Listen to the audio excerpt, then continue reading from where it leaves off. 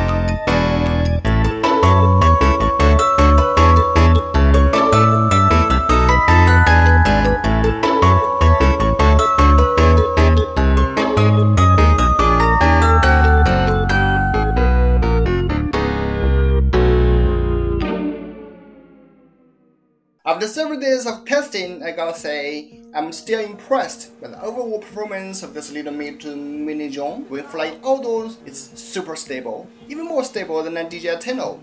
Yeah, no kidding. Remember I almost lost DJI Tello because it's drifting too much on the wind condition, but for Mitu, you can even fly on the beach.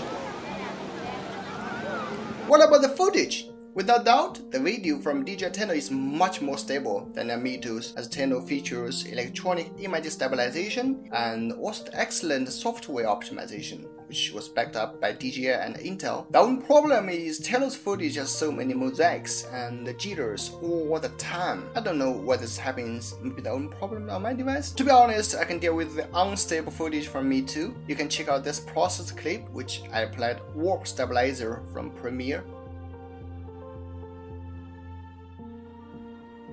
Quite usable, but for footage with all those mosaics, I don't know how to use it. The only downside for me to comparing to Tello is it has less funny features like the bounce mode, 360 mode, dresser, but with half the price, I think anyone can deal with that. Alright, that's the full review of Mitu Mini Drone. If you haven't watched the previous hands-on video, please click to watch. I'm Sami.